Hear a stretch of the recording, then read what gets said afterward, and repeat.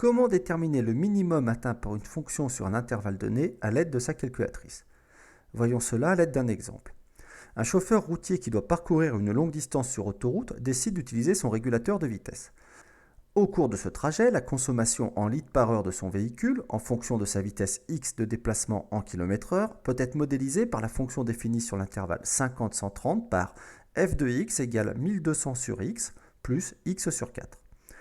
À quelle vitesse le chauffeur routier doit-il régler son régulateur de vitesse pour avoir la consommation la plus basse possible? Nous allons résoudre ce problème à l'aide du mode graphique de ma calculatrice. Donc, menu, mode graphe. Je définis la fonction à utiliser. 1200 sur x plus x sur 4. Je rappelle que l'inconnu x est défini à l'aide de la touche x, θ, t.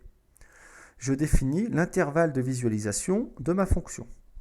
Donc, dans le mode vWindow, Shift F3, xmin 50, xmax 130.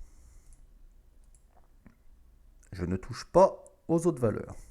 Je visualise ma fonction et j'effectue un zoom automatique. J'ai maintenant la courbe représentant la consommation en fonction de la vitesse. Pour déterminer le moment où ma consommation atteint son minimum, je vais utiliser les propriétés de gsolve. Shift F5, je cherche un minimum, F3. Le minimum de la fonction f est atteint sur l'intervalle étudié pour une valeur x égale 69,28. Le chauffeur doit régler son régulateur de vitesse à 69 km/h pour avoir la consommation la plus basse possible. Voyons maintenant un autre exemple. Un artiste souhaite lancer la fabrication d'une série limitée de lithographies d'une de ses œuvres. Pour un nombre de lithographies x compris entre 1 et 100, le coût de revient unitaire de fabrication en euros peut être déterminé par la fonction f de x égale 24 plus 558 sur x. Combien cet artiste doit-il fabriquer de lithographies pour que le coût de revient unitaire soit minimum? Donc, je me rends dans le menu graphe.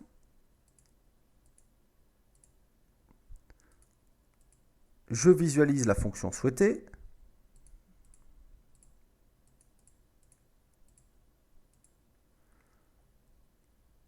« 24 plus 558 sur x ».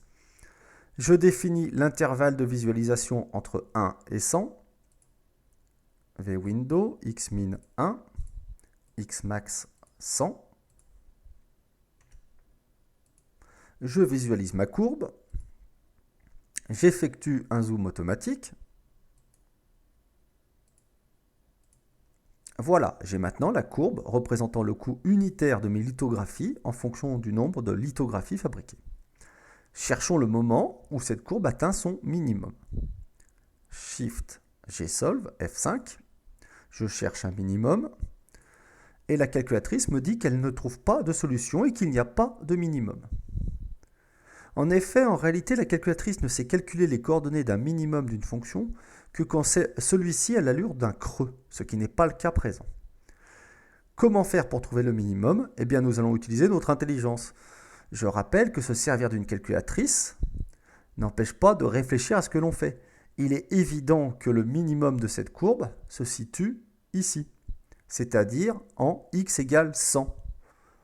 Plus l'artiste va commander de lithographie, moins le coût unitaire sera élevé. Donc, pour que le coût unitaire soit minimum, il doit commander une centaine de lithographies. Voilà, vous savez dès à présent déterminer le minimum d'une fonction sur un intervalle donné.